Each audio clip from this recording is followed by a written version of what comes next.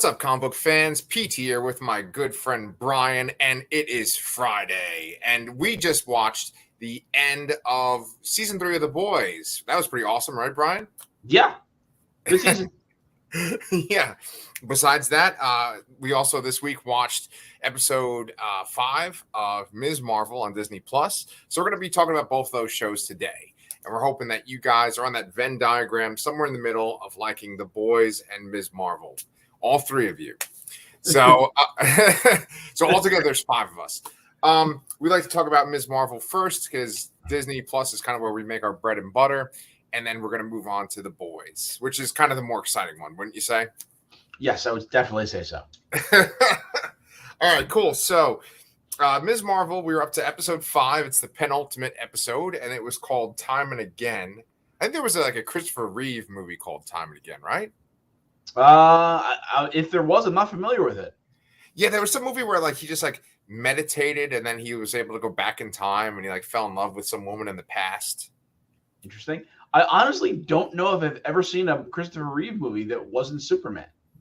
What about Village of the Damned? Okay, maybe. Okay. Yeah. I think that was directed by John Carpenter too. But yeah.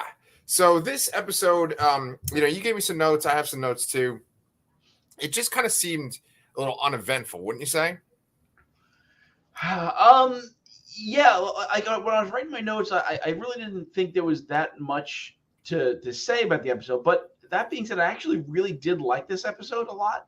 I really like the backstory they gave here and the depth they gave to describing what happened in the partition and all that. I mentioned a lot that I feel like this is an area of history that I don't know anything about. And this show has exposed me to that, and I'm very interested in it now, honestly. Yes. And I like what they did here and how they, kind of tied in history with a superhero origin here, and then just weaving all that together. But yeah, there's not much else to say. I mean, there's a little bit here to say, but yeah. Well, I got 2 things to say about that particular point. First off, I am completely ignorant about partition. Honestly, I don't even think I knew it existed before this show. And so when they started talking about it, they essentially were talking about the idea that Pakistan became its own separate space outside of India. That's what was going on. And now with this episode, with this kind of flashback sequence, we see that there must have been religious reasons why this was something that happened. I mean, I think it probably has something to do with British rule as well. But in this episode, they were also talking about the idea of being a Muslim meant that you were treated differently at this time. Yes. And so, I mean, obviously, I'm very ignorant of it. It's kind of funny because I think that this didn't even come up at all in my schooling when I was growing up. So, I mean, there's a lot of history out there. And I think we even commented on this that Nakia mentions that they spend so much time on Greek and Roman history in American school and nothing about Palestine or the Byzantine Empire or any of that at all. And I think that's really just true. We weren't taught this stuff. Just like I'm sure all of the U.S. history that we're taught is not taught in other countries as well. Yeah. Yeah. I live in Texas, and there's a whole Texas history class that you take when you go in 7th grade. And it's kind of funny, living in New York for most of my life, I was like, wait, what the hell? There's a Texas history class? And they go into depth about it. So, I mean, yeah, I guess it all depends on your perspective, right? But the second point I was going to make about what you said was, it's kind of common consensus. People say that Marvel doesn't really push the envelope, where it's very kind of homogenized stuff that appeals to a mass audience. It doesn't get very risky, right? And a complaint I've had about an MCU show before is that sometimes they'll tackle things that are real serious, dark issues in the real world, but it's kind of just they half do it. They don't go all in. And I was trying to remember, do you remember which show I had that specific criticism about?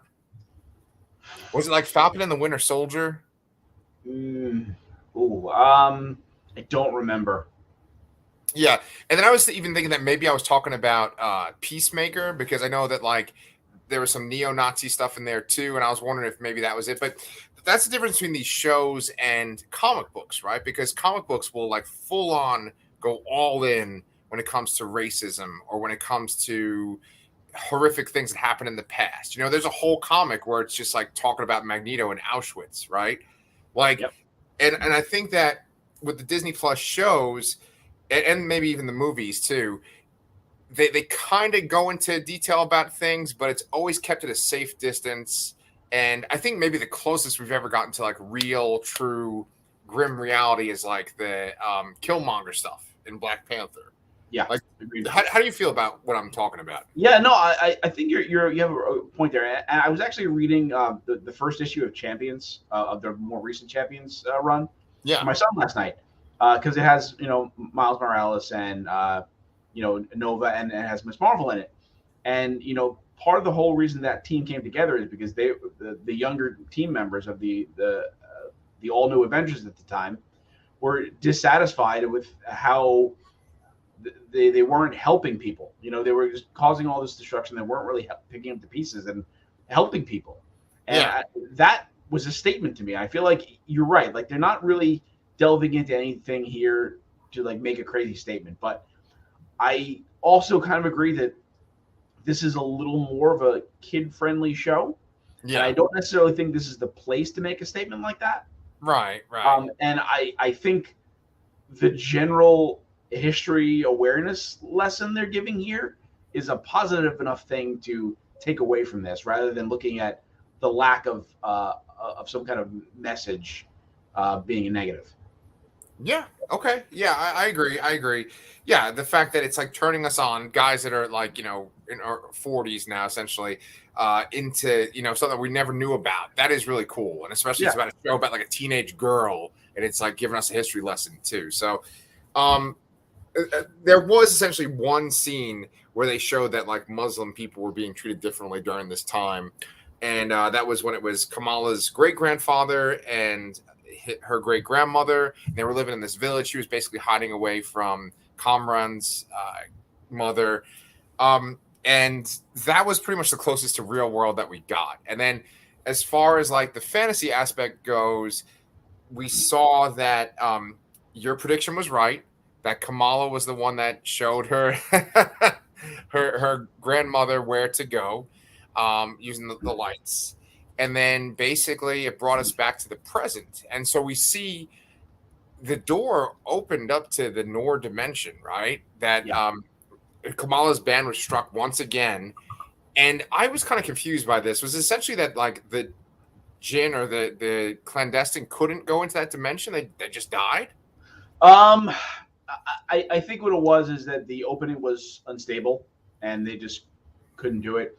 Although I did kind of get a vibe of that of when they went near it, that they turned into like that purple crystal kind of thing. Kind of gave me a vibe of the Inhuman Cocoon, Yes, yes, yes, but yes. a very very different outcome. Yes, yes. Yeah. Do you think that, because I mean, I remember hearing rumors that they were kind of trying to retroactively tie this into Inhumans somehow.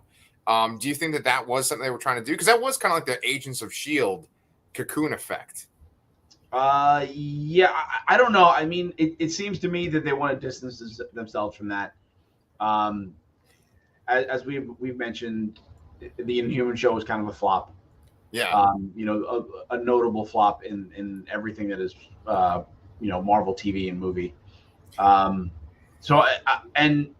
being that they seem to have shifted their focus to the Eternals, and setting their sights in the future with the cash cow that is the X-Men. I'm going to assume that they're going to kind of get left behind here. Okay. Okay. She's just not going to have that Inhuman connection whatsoever. They may bring Inhumans back, but I think she'll just won't be one. Okay. Yeah. Well, then, moving forward, then, and kind of diving all into the whole clandestine thing and the Jinn thing.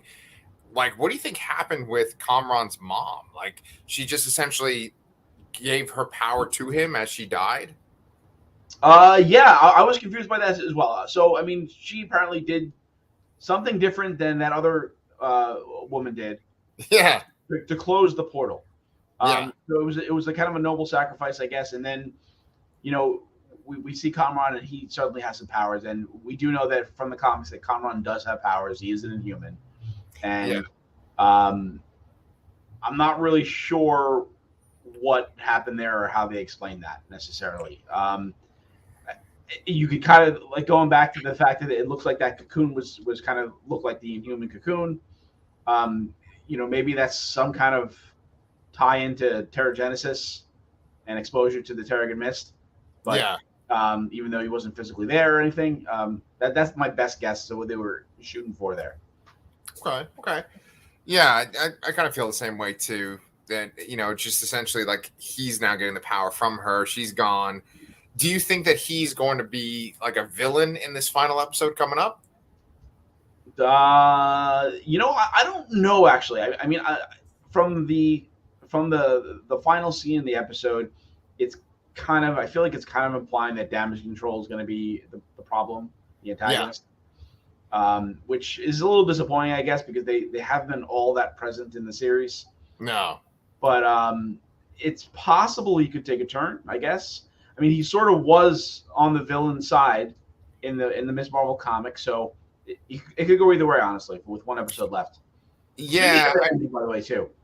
I mentioned earlier that I really like this episode, but that end scene, like how it cut at the very end, was very, very poor. Like it was like amateurish. Like how it just like how they cut from Bruno and Kamran and then the explosion. It really, really like low budget looking. Well, I didn't do my research to see who's behind the scenes for every single episode, because it always feels like these Marvel shows, it's kind of like the same people every episode now, the same creative team. But doesn't it feel like in general that the show has sort of gone down in creative quality since the first episode? I felt like the first episode was very creative and they were doing like real interesting camera angles and things like that. And then it's kind of become more generic, I feel. Yeah, they all those little weird text things that I liked. They were in the background, and like the all the focus on the like the murals in the alleyways and all that. Yeah, definitely happened less as the show went on, but maybe that's in just some kind of thing they're tying to Jersey City rather than somewhere else, which I guess is a choice, but maybe it's a budget restraint. But to me, the cut at the end of that show feels like they intended to show more, or it's like literally that's the exact scene the next episode is going to open with, and they just didn't know how to cut it. Yeah, I guess we're going to see. Going back to like kind of what's happening in that scene, I personally think that like Kamran is going to be like kind of on the run and trying to defend himself from damage control. I don't think he's going to go against Kamala, who I'm sure will show up. I think she's just going to try to help him. And it's just going to be this kind of three-way thing between like him fighting against damage control and she's kind of stuck in the middle. Yeah, that's probably a plausible answer there. And I guess that's a little disappointing, sort of. Isn't it? Oh, yeah, totally. I don't know. I mean, I did like this episode. Like, I really like that history part of the first half of the episode. But, it just seems like they don't know. They knew what they wanted to do with the show, but they didn't really have like a conflict or anything. It was just really exploring her origin, and that's basically it. Yeah. Well, I think we kind of said this in previous episodes too, but like Ms. Marvel doesn't necessarily have like hardcore, like amazing enemies. She has kind of weird enemies actually in a lot of her story arcs. And the real highlight of the comic is seeing Kamala kind of trying to juggle her family life and her social life with her superhero life, and being so excited about being a superhero and kind of joining these superhero teams and kind of keeping that cut off from her Muslim, environment that she lives in. And that's what really makes the comic good. And I think they have translated that. However, I think that it just doesn't have that overarching kind of thing that we're used to with so many MCU shows, and then also the movies where you're kind of worried about the threat. The bad guys have always seemed kind of like a nuisance on this show versus anything that was actually interesting or threatening. Fair enough. Yeah. Yeah. So, with that being said, do you think that the stuff that was giving me the continuity boner last week, do you think that that is all possible still? I don't think so anymore. I mean, we even said it. Like, that we're thinking of these ideas. I think that would be really interesting and great, but usually they kind of take a much more grounded approach to these things. Yeah. So I don't think that was a quantum realm issue or anything like that. And I think this was just, there was a Nord dimension, and it's nothing to do with anything else. And that's kind of it. Oh, well, now I'm kind of disappointed. Yeah. I keep thinking that like Quasar is going to come in somewhere, and I mean, I'm still kind of figuring that we're going to get a cameo from someone. Someone. Like there has to be somebody, and I still think it's going to be something from Ant-Man. Like I really do. Yeah. They did way too much in this show. Yeah. And name dropped him way too much to not do it. Yeah. I don't know, man. I'm holding out for my, in my quantum realm thing too, because like I just saw a Thor: Love and Thunder. I'm not going to spoil anything for you whatsoever, but I kind of keep going back and forth of like, are they just throwing random stuff in here versus is there this big overarching picture like the previous MCU movies? And it's still kind of up in the air as to like, it just doesn't feel as tight. And I think that if we did that quantum realm stuff, I think it really would tie it in like nice and tightly. I don't know. Everything was so tight with the Infinity Stones. I don't know if it's going to work with this phase and the next phase. We shall see. We shall see. But I think that we've kind of stretched out our, Ms. Marvel discussion. Are you ready to jump into the boys? Let's do it. Okay. Cool. So it's a lot of questions I have for you. And it's about each individual character. Okay, so first off, the episode is episode 8, and the title is The Instant White Hot Wild, which when Amazon's real cool, like has the little behind the scenes notes, and that was the title of an issue of The Boys. Okay, I don't remember. Yeah, I guess I don't really pay attention to the individual issue names, but that sounds plausible. Yeah. So Garth Ennis himself came up with that. The majority of this episode was a big battle, and basically I just kind of wanted to see what you thought about the outcomes for each of the characters. So let's just start off with the main guy. Did the way things ended, was the way that it ended with Butcher kind of what you expected, or was that a surprise? What'd you think? I think this was the safer casual route. Okay. Like, you know how we mentioned that Supernatural, if it would have ended on season 5, it would have been like one of like the greatest runs of a show ever. Yep. I think if they would have found some way to kill Homelander in this season, yep, and wrap it up with one more season, I would say the exact same thing here. Yep. But I think they took a safer route here. They're very much deviating from the ending of the comics. I don't see how they can get there. Of the way the comics ended, and I imagine that's a controversial ending for people, but personally, I did like it. I like the idea of it, and they cannot do it anymore. It's not possible for them to do unless they, I don't know what they could do to make it happen still, but I don't think it's possible. Okay. So that being said, the twist with Butcher at the end, where he's taken the temporary V again, and he has had some internal damage, and then he's got a timeline.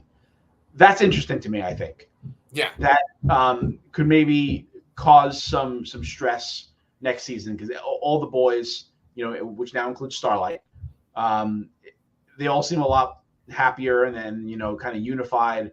And I think Butcher having a time clock on his life, and to get done when he needs to get done, it's going to cause some controversy that could be interesting. Yeah. One of the things that this show has done so well has been that it sort of like escalated the stakes every season, right? And there are multiple times where you're like, oh my God, how are they going to like get out of this? Or like, how can they kind of go back to normal from this? And this episode, spoilers, it kind of almost felt like we're almost back to normal once again, even though things had escalated so much this season. Kind of seemed like a lot of things reset. The one difference being that Butcher now has his like ticking clock, so to speak, and along those lines of taking the temporary V, when I was talking about escalation, I thought that it was going to be like, well, he's going to just essentially keep taking V until he dies, or like he's just going to have powers this season and next season. But now it's almost like he's back to being a human again, and he's fragile again. And that's what's really cool about the show. And you've said this before a couple of times, that like on the show, they don't have powers for the most part. And so they have to be much more creative when they take on the Supes. And I think that like him not being able to take the V anymore makes it that much more suspenseful and interesting.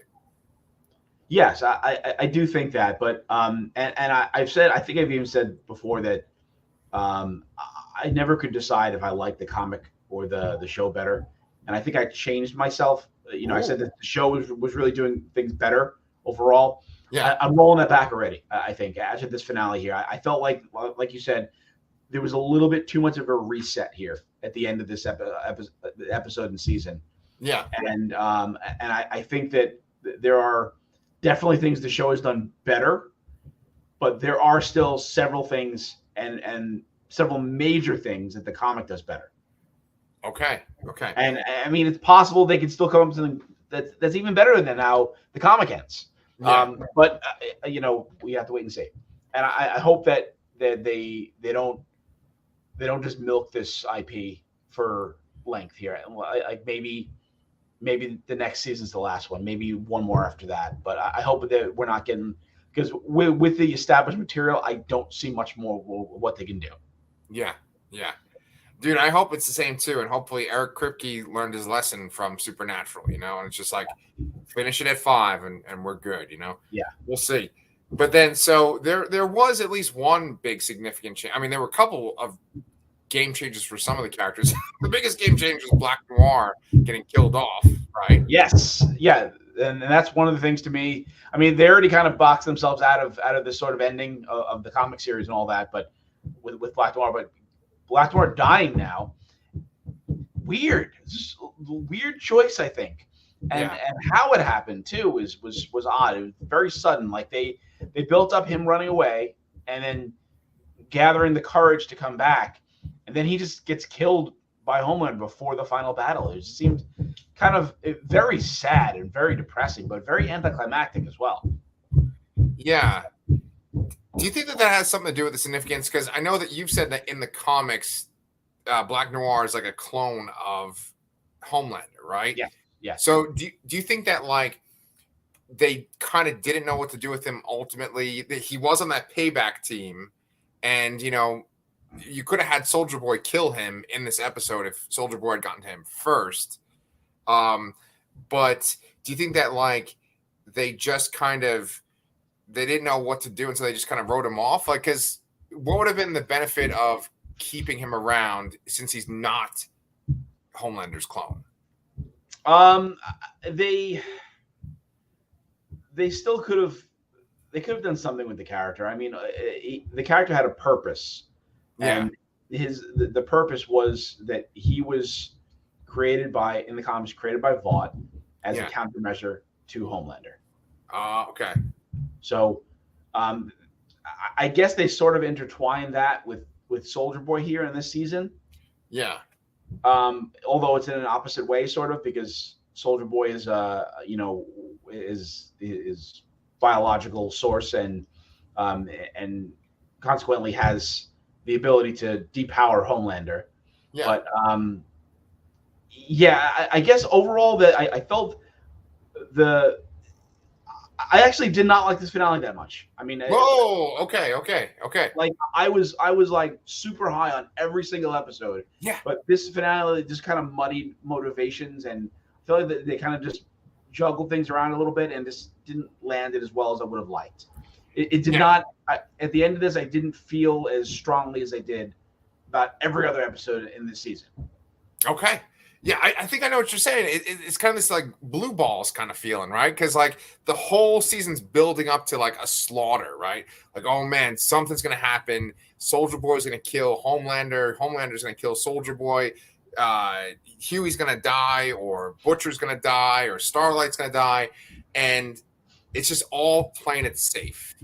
You know, they like it could have gone really bad in a whole bunch of different directions, but it's like, no, we got pretty much the whole cast, even people that appeared to die in this episode are still alive too. You know, and so I understand what you're saying. It's like kind of like we could have gone there. Everything's pointing that we're going there, but then they like pull back at the last moment.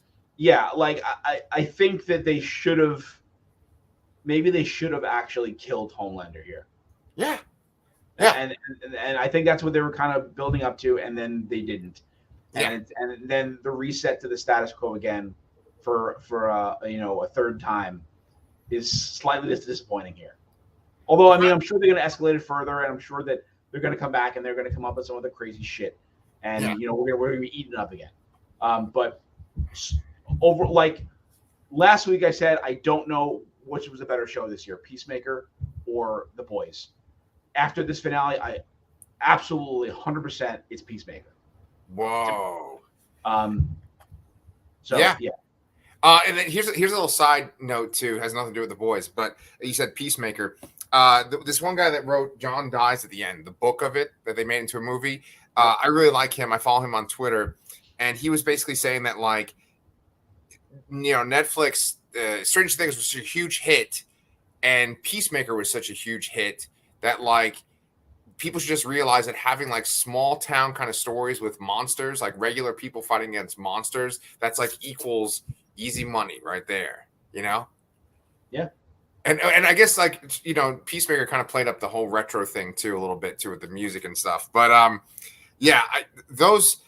honestly though, I still love The Boys, but I do feel like they did kind of, just they made it seem like they were going somewhere and then they didn't. And so it's not bad. I'm not saying it was a bad episode. I just think that it's mixed. Like the motives and the resolutions and the conflicts that happened in this episode just seemed like they just bobbled it. It's like I expected differently, and part of me knew that they were going to find some way to not kill Homelander. I mean, I really deep down I think I knew that, but I just think they I don't want them to do to Homelander what they did to Magneto in the X-Men movies, where he has to be this huge presence and antagonist in every single movie.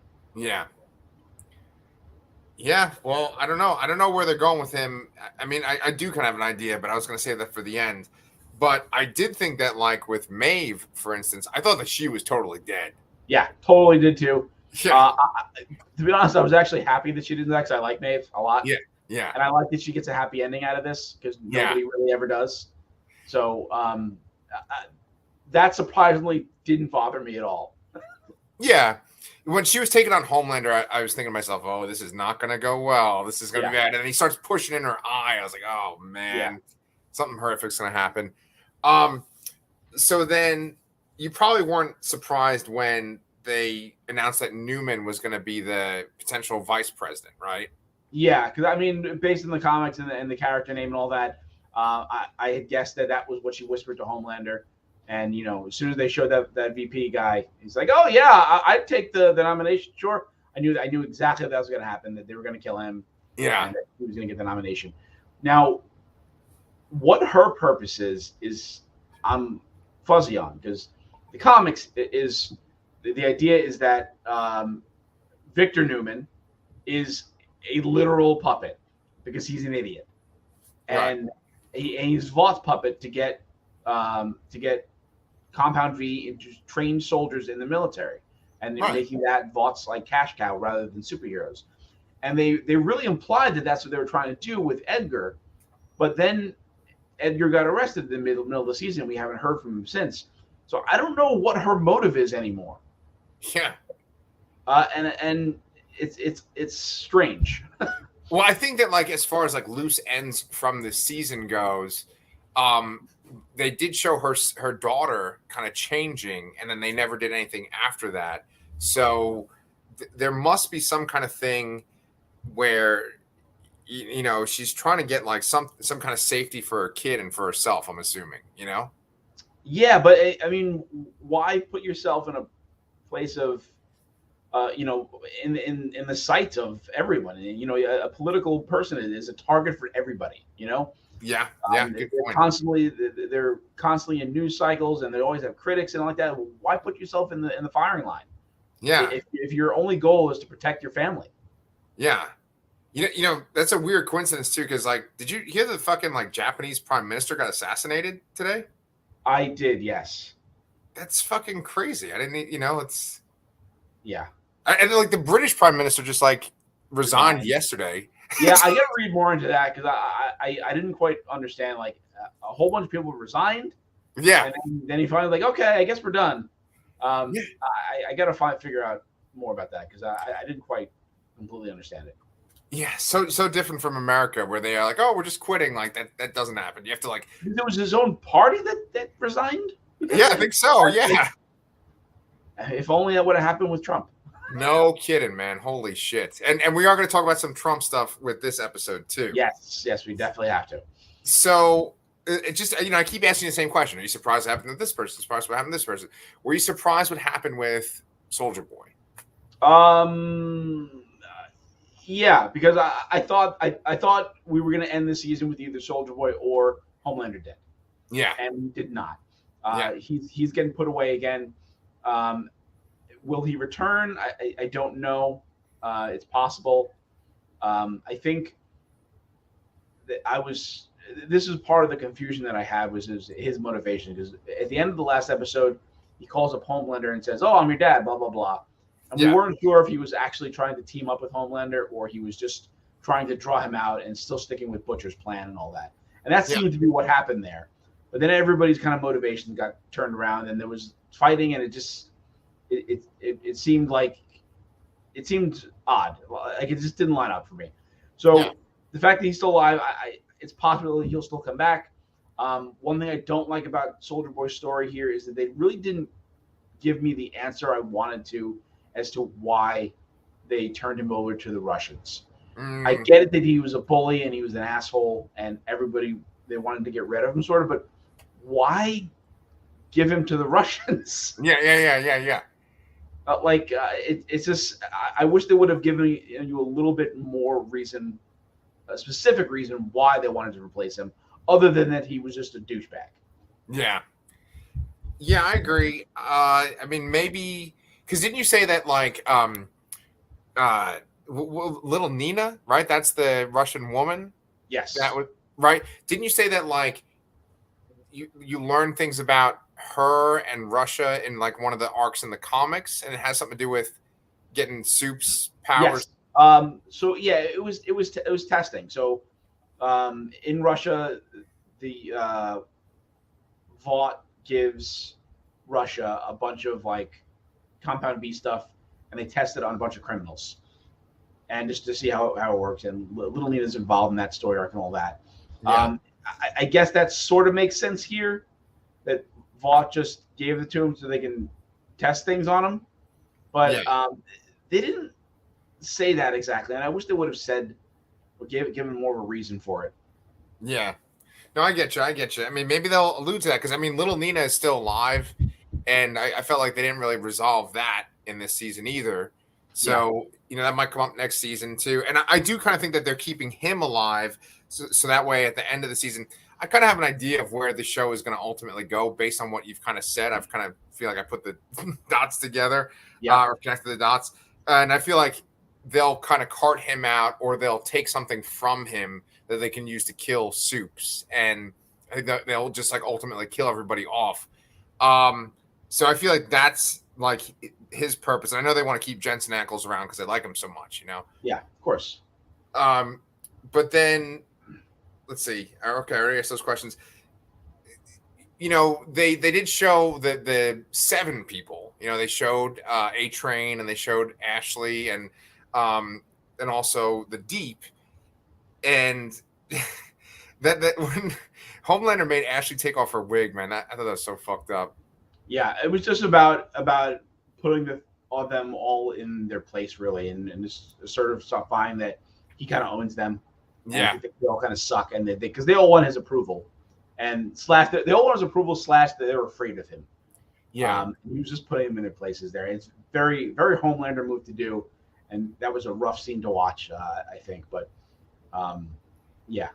And honestly, because we were talking about like the motivations for killing Black Noir in this episode, I think that you set up that scene too by having his mask there with Homelander, right?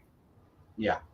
Where it's like, oh well, I killed this guy who essentially is my closest friend on this team. I'll do anything to any of you. Yeah. Yes. But oh, good. Yeah, no, it's just repeating again that the death of Noir feels anticlimactic in this sense. Yeah. I did like with Homelander, I did like this whole dynamic of, he wants Soldier Boy to love him. He wanted to have a father. He's so happy he's connected with his father. And then it's like, oh, and I also have a son and you're a grandfather. I really liked that whole dynamic. And I do like that essentially Ryan is the son, right? Yes. That like Ryan is going to be with him and is maybe even kind of turning evil, because I like that, because we keep talking about the show we're setting. There's the idea of like cycles kind of repeating themselves, and it's like, oh, we're gonna have another Homelander now with Ryan in that last scene, and I think that was actually a really scary sentiment, and I think that does kind of up the stakes for the last season or the next season. Yeah, and I agree there, and I think, and this is a question I have for you. So, there's a scene where after Maeve jumps out the window with Soldier Boy, and they're all kind of standing around, and then Ryan steps in and says, Dad, I want to go. Do you think he did that to protect Butcher? And how does that recontextualize that last scene where he kind of smiles after Homelander lasers that guy's face off? Yeah. Well, okay. It seemed like he was, maybe had some good intentions there, but maybe that we kind of like lost the battle for his soul now because he's with Homelander 24/7. Yeah, I mean, there's like three ways you could look at that, right? Because it could be that he was trying to save Butcher, and that's why he said, Dad, let's go. And then he has this smirk on his face at the end because people are now seeing how horrible Homelander is by just murdering a guy. It's probably not that one. The other one is he just literally is like, Dad, let's go. And he meant it. And he wanted to just leave. And then, he's happy because Homelander just killed this guy randomly that had insulted him and hurt him. Yeah, or maybe it is that third one you're saying where it's like he was trying to save Butcher, but then at the end he kind of got like seduced by the power or the fame. Yeah, he's like saying like, whoa, if I do this stuff, people will like it. Yeah. Like kind of, Yeah. So let's talk about that last scene, because that last scene is really scary. Every time that we do one of these The Boys reviews, I always talk about how it's like this mirror to our world, and that like Homelander is like Trump, but he's also kind of like all of the negative things in our world right now in a person. And the scariest thing about Trump and the scariest thing about everything in our world is that we see horrific stuff. We see mass shootings. We see COVID stuff. We see horrible things happen on a daily basis. And we see people like use that to become more powerful. Like they like, you think it's like, oh, well, this is clearly going to show everyone that like this is wrong, and everyone's going to get on it, and we're all going to get unified. But it's like, no. People actually like. No, we're okay with it. Yeah. I mean, Trump let's do more of it. Right. Right.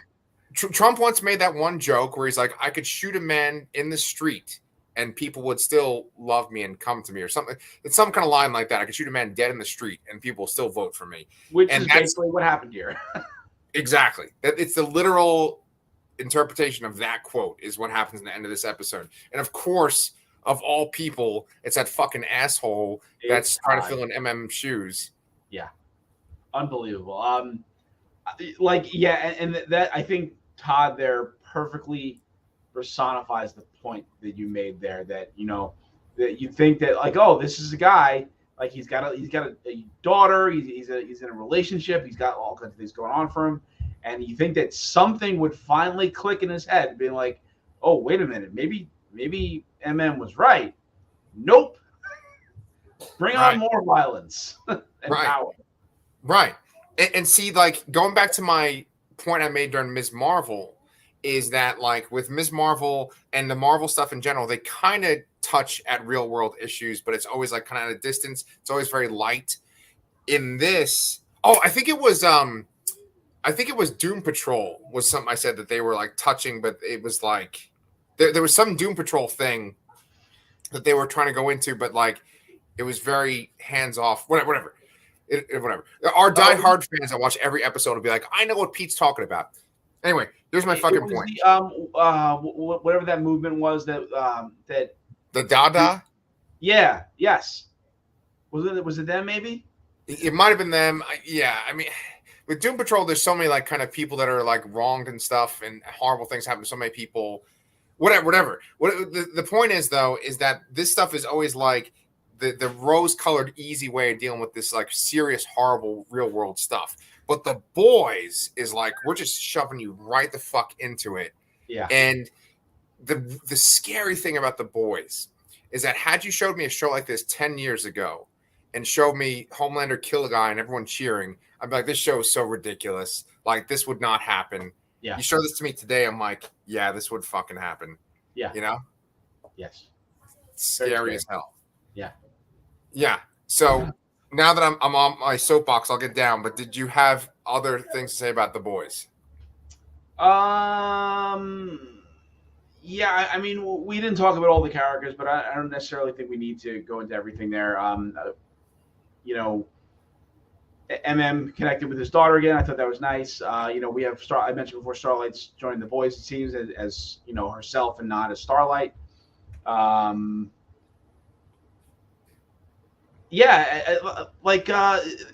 Boys outside of Butcher just seems like they're all good and happy. And, I think, like I said before, Butcher's timeline of the ending of his life there is going to conflict with how they want to do things next season. And I look forward to seeing that conflict there. Yeah. I personally think what will happen is that they'll figure out some way to how to kill Homelander and kill Soups, and they'll take them all out next season, and that like Butcher will kind of maybe use Compound V like one last time, and he'll die from it, and that's how the show kind of ends. If the last season is the final season, but I got to point out that I'm this schmuck. You know this, but I thought that Stranger Things season 4 was the final season, so I'm sitting there thinking like, oh my god, this is the end, and it's like, oh no, there's another fucking season. And I think that that's the main thing with this kind of media that we talk about and that we consume so much of, is because everything is like serialized now, like comic books, it can just keep going and it'll lose its power. Whereas when it's like a movie or a trilogy, there's a beginning and a middle and an end. And I think we kind of move away from that too much, and it like kind of gets like, it's like butter spread on too much bread, to quote Lord of the Rings. the guy Denethor says that. No. Fucking Bilbo says that. Sorry. Okay. I was thinking it was Lord Denethor. That's the guy that played Butcher's dad. Yes. Yeah. John Noble. Yeah. John Noble. Yeah. I don't know. I think maybe I'm on drugs or something. Sorry, I'm on Compound V. I've got some lesions on my brain. Oh, but anyway. shit. What's that? I said, oh, shit. So, yeah. But anyway, I loved watching The Boys with you. I understand that the ending was kind of disappointing. But, you said it before. We'll be eating up season 4 when it comes out, too. Yeah. I don't want to say it wasn't bad. I definitely liked the season overall. The show was good, but I was expecting to be floored, and I wasn't. Right. That's what it boils down to. Yes. Well, I am super eager to see your reaction to Thor: Love and Thunder. Which, are you going tomorrow to see it? I'm going tomorrow morning. Yes. So we will talk about this on Wednesday. Right? Yeah. Wednesday we're going to do. What's up? For our 100th episode. Yes, that's right. For our 100th podcast episode. Yes. I am super, super excited about that. We're going to be finishing up Ms. Marvel, and then we're going to be talking about Thor: Love and Thunder. And I'm really, really eager to see what you think about it. But I'm not going to say anything. Yes, please. So if you guys want, tune in our usual Wednesday time, which is 9:15 p.m., and you will see me and Brian talk about Ms. Marvel and Thor: Love and Thunder. So we'll see you guys